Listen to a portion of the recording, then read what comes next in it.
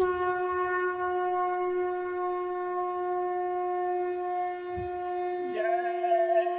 गुरुदेव। जय गुरुदेव।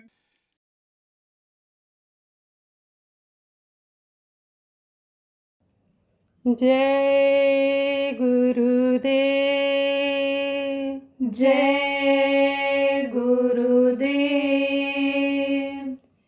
दर्शन की मैं प्यासी सतगुरु, दर्शन की मैं प्यासी जी। दर्शन की मैं प्यासी सतगुरु, दर्शन की मैं प्यासी जी। तुम हो पूर्ण अंतर्यामी, सबकी पूर्ण करते आशा जी। तुम हो पूर्ण अंतर्यामी, सबकी पूर्ण करते आशा जी। श्रद्धा भाव से जो कोई आता, जाता नहीं उदासा जी। श्रद्धा भाव से जो कोई आता, जाता नहीं उदासा जी। दर्शन की मैं प्यासी सतगुरु, दर्शन की मैं प्यासी जी। दर्शन की मैं प्यासी सतगुरु, दर्शन की मैं प्यासी जी। बलहीन दीन परतीतहीन, हम फंसे काल के फांसा जी। बलहीन दीन परतीतहीन, हम फंसे काल के फांसा जी। दीन दयाल बंधन मुक्त कर दियो, चरण कमल में वासा जी। दीन दयाल बंधन मुक्त कर दियो, चरण कमल में वासा जी। दर्शन की मैं प्यासी सतगुरु, दर्शन की मैं प्यासी जी। दर्शन की मैं प्यासी सतगुरु, दर्शन की मैं प्यासी जी। भक्ति न जुक्ति न कोई शक्ति, सोचत हुई हताशा जी। भक्ति न जुक्ति न कोई शक्ति, सोचत हुई हताशा जी। काल कर्म को काट के दाता मेरे, मन का मेटो सांसा जी। काल कर्म को काट के दाता मेरे, मन का मेटो सांसा जी। दर्शन की मैं प्यासी सतगुरु, दर्शन की मैं प्यासी जी। दर्शन की मैं प्यासी सतगुरु, दर्शन की मैं प्यासी जी। तुम खेवट आए जगत उतारन, सबको यही विश्वासा जी। तुम खेवट आए जगत उतारन, सबको यही विश्वासा जी। जिसको शरण मिली आपकी, पूर्ण सभी अभिलाषा जी। जिसको शरण मिली आपकी, पूर्ण पूर्ण सभी अभिलाषा जी। दर्शन की मैं प्यासी सतगुरु, दर्शन की मैं प्यासी जी। दर्शन की मैं प्यासी सतगुरु, दर्शन की मैं प्यासी जी। जय गुरुदेव, जय गुरुदेव।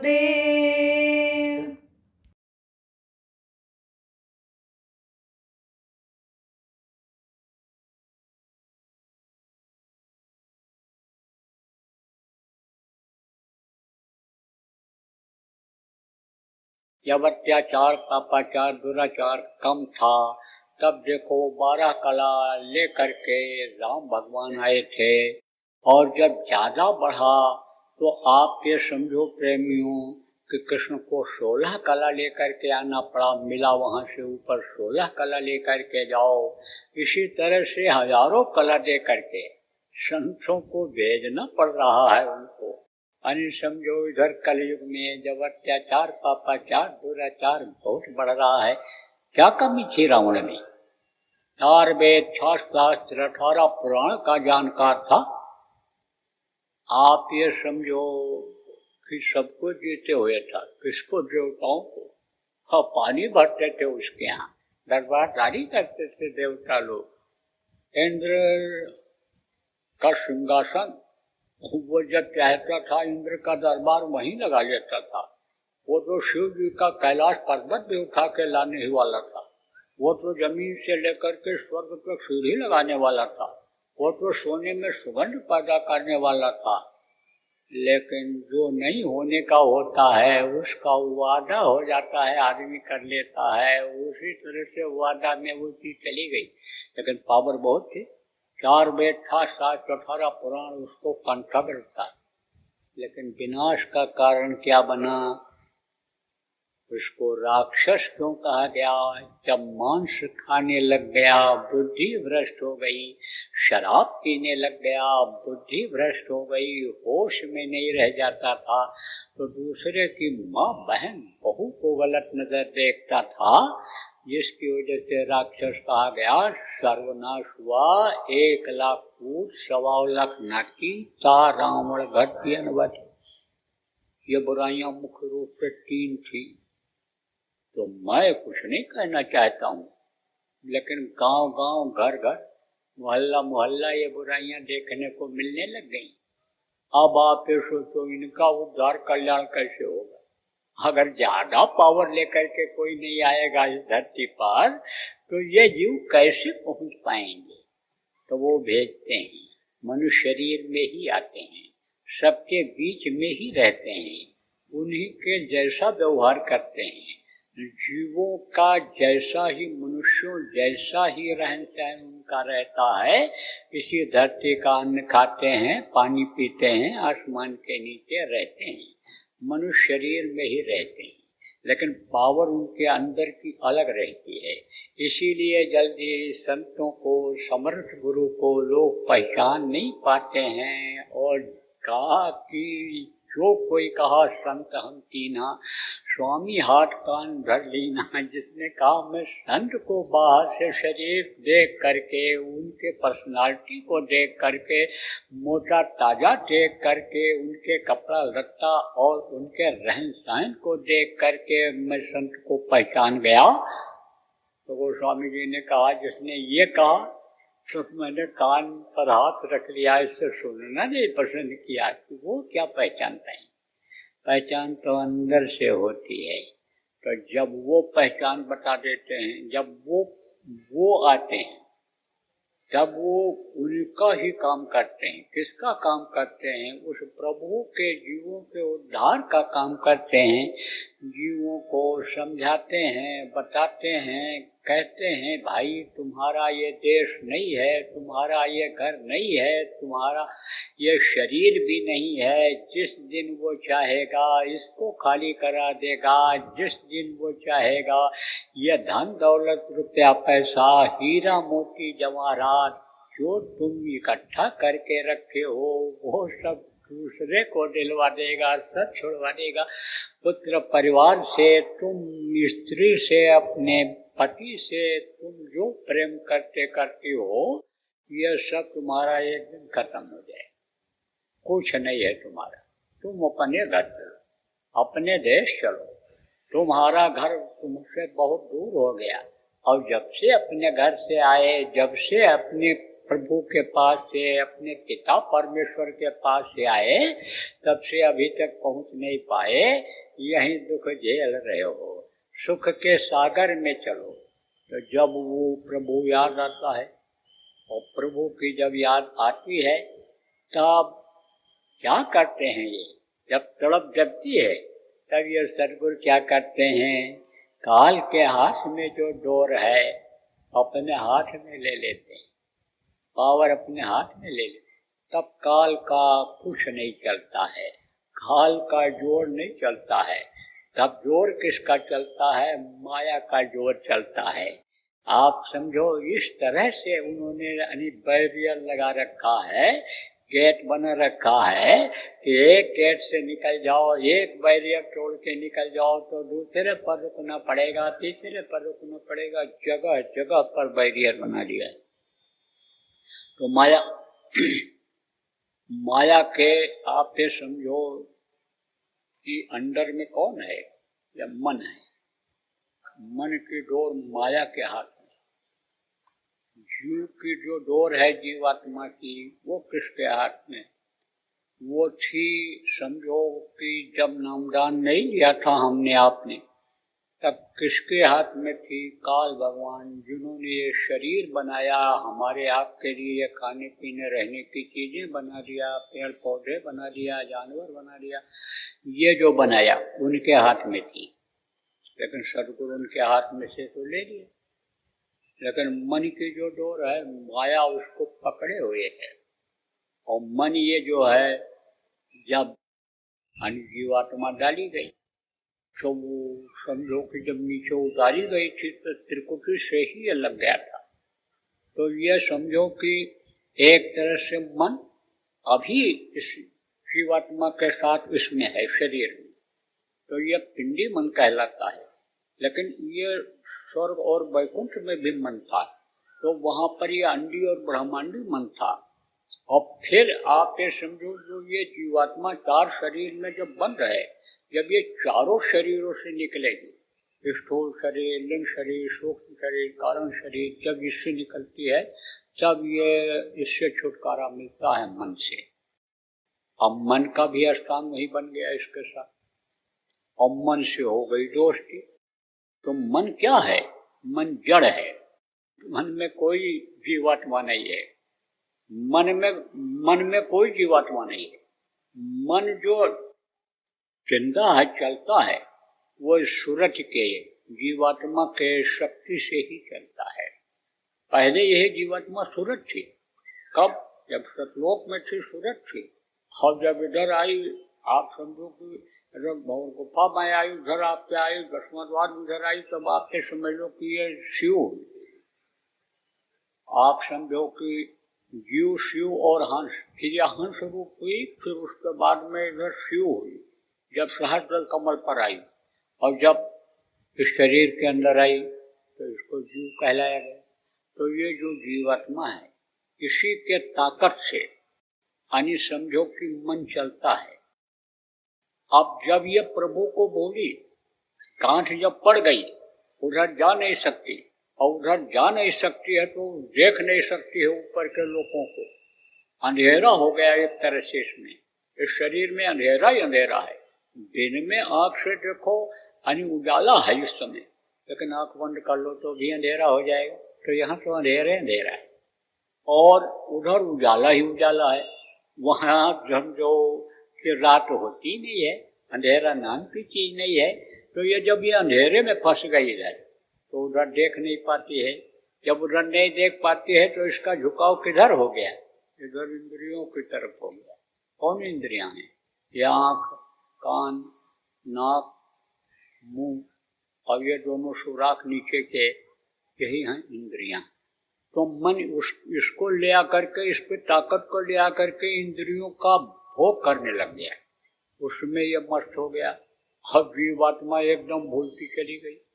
तो जब सद्गुरु आते हैं तब वो समझो आप की याद दिलाते हैं, और जब याद दिलाते हैं तब जीवात्मा को होश आता है, और जीवात्मा को जब होश आता है तब कहते हैं हम तुमको लेने के लिए आए हैं, ले चलेंगे अपने साथ, तुमको हम वहाँ पहुँचाएंगे, लेकिन युक्ति तुमको करनी पड़ेगी, उपाय तुमको करना पड़ेगा। तब वो क्या बताते हैं, कुंजी दे दिया ताला खोले। आप फिर समझो, वो जो ताला बंद है, कौन सा ताला, वही जड़ और चेतन का, वो गांठ खोलने का उसकी चाबी दे देते हैं, उपाय बता देते हैं कि जड़ और चेतन की यह गांठ खुलेगी, और जब जड़ चेतन की गांठ खुल जाएगी और वो जो बंद है रास्ता वो जड़ और चेतन के जब खुलेगा तब तुमको प्रकाश मिलेगा, रोशनी मिलेगी, शब्द दिखाई पड़ेगा, उस शब्द को पकड़ करके तुम चढ़ जाओगे। इसीलिए तो कहा गया कि गुर कुंजी जो भूले नहीं, गुर कुंजी जो बिसरे नहीं, घट ताला छिन में खुल जाए। घट का ये जो ताला है ये छिन में खुल जाएगा। अगर गुरु की मास्टर की जिसको कहते हैं, जैसे कोई ताला बंद करके चला जाए चाबी लेकर, तो ताला खुलेगा? कोई खोल पाएगा? नहीं खोल पाएगा। लेकिन एक ऐसी चाबी होती है मास्टर की जिसको कहते हैं, उससे कई ताले खुल जाते हैं। तो ये जो सद्गुरु होते हैं उसके पास ये मास्टर की होती है, उससे सबके घट का ताला खुल जाता है। तो वो क्या है? यही नाम जो हमको आपको नामदान गुरु महाराज ने दिया, गुरु महाराज के जाने के बाद आपको दिया गया, यही है चाबी। इस चाबी को लगाओगे तो घट का ताला खुल जाएगा। लेकिन ताला खुल तो जाएगा, लेकिन तो भी कोई जरूरी नहीं है कि आप आगे बढ़ जाओ। क्यों? क्योंकि आगे फिर रुकावट है। जैसे घट का ताला खुलेगा, जैसे जड़ और चेतन की गांठ खुलेगी और जैसे ही ऊपर आगे बढ़ने लगेगी, ऐसे ही वो जो गांठ के जो एक समझो कि एक शून्य पड़ेंगे, वो एक तरह से वो जो मान लो जैसे रस्सी ही उलझ गई और वही मान लो पैर में लग जाए। खोल दो आप, रस्सी से कोई चीज बंधी है और रस्सी को ऐसे बहुत बंधी हुई है, कई बार बंधी हुई है, और उसको आप खोलो और इतनी रस्सी हो जाए और वो सामने पड़ जाए, उसमें फंस जाओ। ऐसे ही समझो कि ये जो 5 तत्वों की गांठ है उसके साथ 3 जो और लगा दिया, रजोगुण, तमोगुण, सतोगुण, वो 8 हो गए। तो ये 8 शून्य हो गए। अब आप ये समझो कि 8 हो गए, या समझो कि वो रोकते हैं, वो बाधा डालते हैं। 10 शून्य पड़ते हैं ऊपर, तो वो बाधा डालते हैं। अब क्या होता है वहां पर, जब वरदान जो होता है ना, सब दांव सिखा देता है। एक दांव से अगर तुम्हारी कमर पकड़ ले, तुमको कोई उठा ले, तो जब उठा लेगा तो कैसे भी किसी को पटकेगा। लेकिन और दांव बता दिया उसको, तब वो उसी को पटक देता है। जब हम लोग पढ़ते थे तब की बात है, एक लड़का बहुत दुबला पतला था, लेकिन दांव जानता था।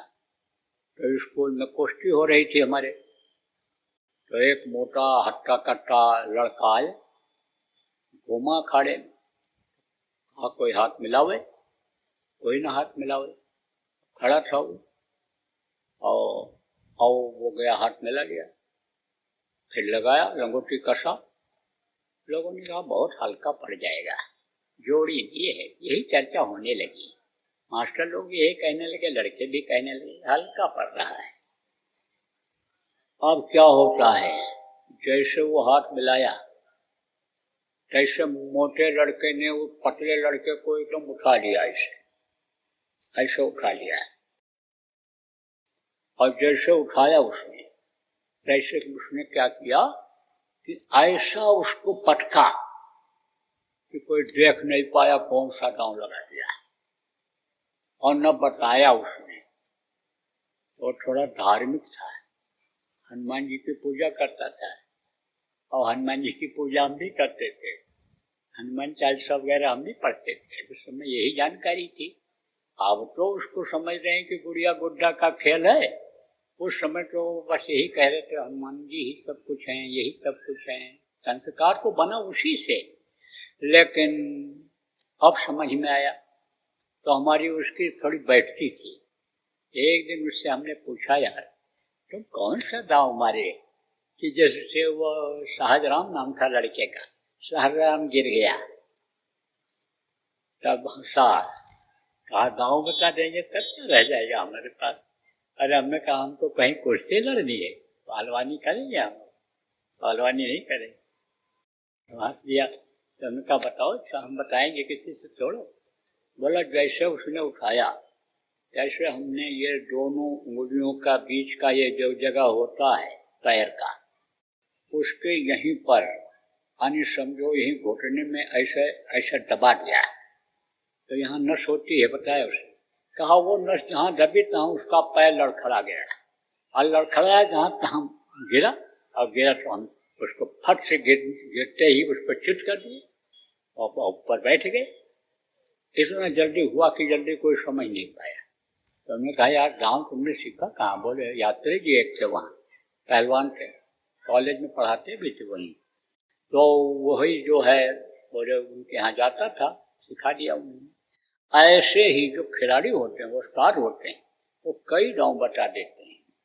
तो ये क्या करते हैं ये सब कहते हैं ना, चाहे मरे मूड के मारे और हम संतन से कहा पड़ी। स्याही जो होती है, स्याही के कांटे बहुत होते हैं। तो स्याही को जो मारो तो स्याही मारने से, लठ मारने से भी नहीं मरती है। और स्याही के कांटे होते हैं, कांटे छू होती है तो आदमी का बदन जहरीला हो जाता है। तो लड़के उसको मार रहे थे। अब वो कुछ नहीं, अब इन्होंने सोचा भाई लड़कों को तो अभी स्याही परेशान करेगी इनको, ये तो फंस जाएंगे, लड़के हैं अभी जानते नहीं है, मार पाएंगे नहीं उसको। तब कहे भाई स्याही मरे मुड़ के मारे, मुड़ माने सिर, सिर पर चोट दो तो स्याही अपने आप भागेगी, अब ये तो मरी जाएगी। स्याही मरे मुड़ के मारे और हम संतन से का पड़ी, हमको क्या मतलब, हमसे क्या मतलब है मरे, ये हम कुछ नहीं कह रहे हैं, लेकिन हम ये जानते हैं स्याही मरे मुड़ के मारे, हम संतन से का पड़ी। तो अब आप ये समझो कि वो सब उपाय बता देते हैं कि देखो जब काम के शून्य में जब ये जीवात्मा जाएगी तो काम वासना बहुत बढ़ जाएगी। तो उस समय पर गुरु को याद करना, तो उस समय पर तुम्हारी जो आत्मा है वो शरीर के उसमें शून्य में प्रवेश हो जाएगी। और जब क्रोध में जाएगी तो क्रोध बहुत बढ़ जाएगा, तुम अपना पराया नहीं पहचान पाओगे।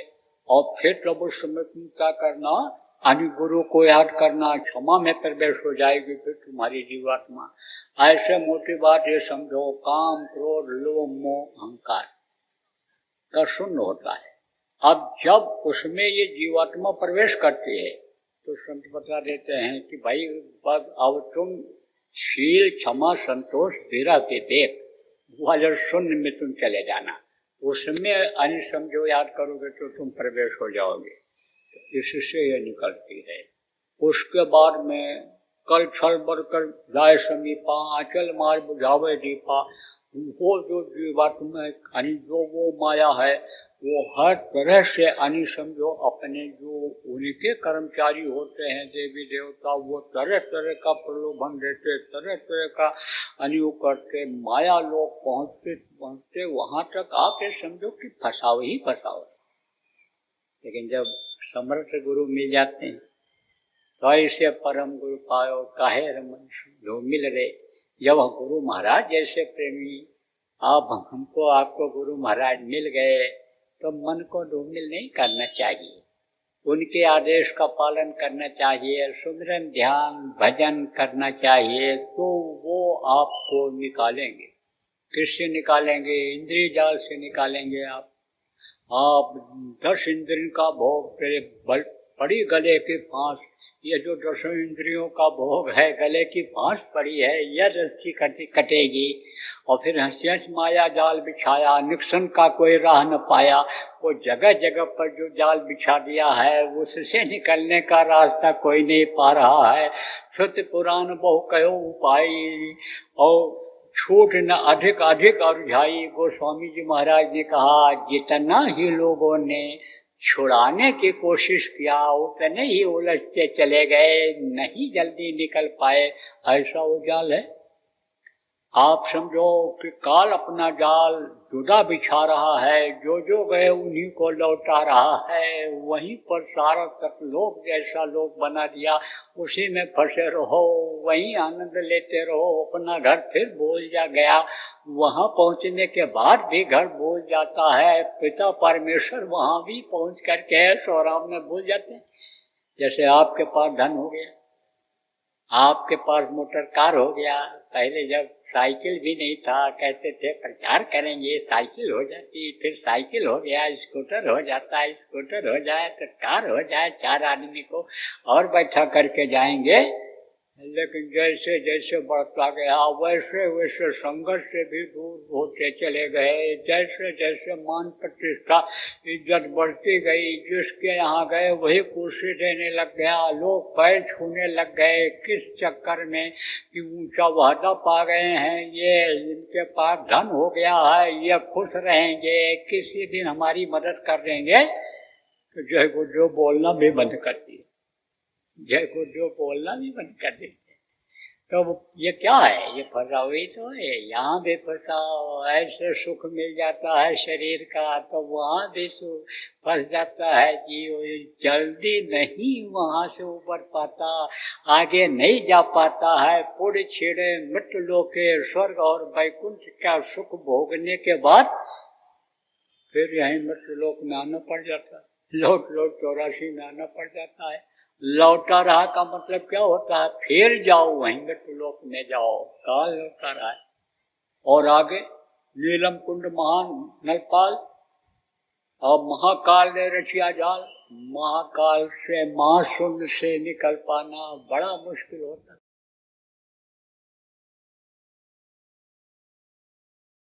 लक्षण सब दिखाई पड़ रहे हैं। ये देखो, गर्मी बढ़ती चली जा रही, तापक्रम बढ़ता चला जा रहा है। अब पानी बरसेगा, ओला पत्थर गिरेगा, अतिवृष्टि होगी। ये सब लक्षण हैं। यह समझो, ऐसे भी छोड़ो, अगर आप देखो लक्षण के हिसाब से देखो, इसको वैज्ञानिक लोग शोध करके अब समझो कि बताने लगेंगे, तो खराब समय आ रहा है चारों तरफ से। लेकिन अब बचना भी है, बचाना भी है, बचना भी है और बचाना भी है। और देखो, प्रहलाद का क्यों नाम है? प्रहलाद का नाम जो नहीं भी जानते थे वो भी लोग जान गए। छोटे बच्चे जो अभी पढ़ते हैं 4-5 दर्जे में स्कूल में, और प्रहलाद का नाम नहीं जानते थे वो भी जान गए। उनको जब घर वालों ने ही बताया कि प्रहलाद बच गए थे और होलिका जल गई थी, अत्याचार का अंत हो गया था, और जो है यानी भक्त की रक्षा हो गई थी, न्याय की जीत हो गई, सत्य की जीत हो गई थी, तो प्रहलाद का नाम वो भी जान गए। अब ये समझो, प्रहलाद में अगर शक्ति न होती तो कैसे बचते? कैसी शक्ति? भक्ति की ही शक्ति सही, लेकिन कुछ शक्ति तो थी बचने की, तब तो जान बच गई। और नहीं तो होलिका जला डालती, इनको खुद निकल जाती या जल जाते। ऐसे बचने की भी जरूरत है और बचाने की भी जरूरत है। जय गुरुदेव। सरकारी व गैर सरकारी अनुदान के लिए बिना सत्संगियों के सहयोग द्वारा जनहित के कार्यों में लगी हुई बाबा जय गुरुदेव धर्म विकास संस्था का मुख्यालय पिंगलेश्वर रेलवे स्टेशन के सामने मक्सी रोड, उज्जैन, मध्य प्रदेश में है। यहाँ पर सत्संग व नामदान का कार्यक्रम होता रहता है। अतः आप श्रोताओं से अनुरोध है कि बाबा उमाकांत जी महाराज के आश्रम उज्जैन एक बार परिवार सहित जरूर पधारिएगा। आपके सुझाव के लिए व्हाट्सएप नंबर 9575600600 700। जय गुरुदेव।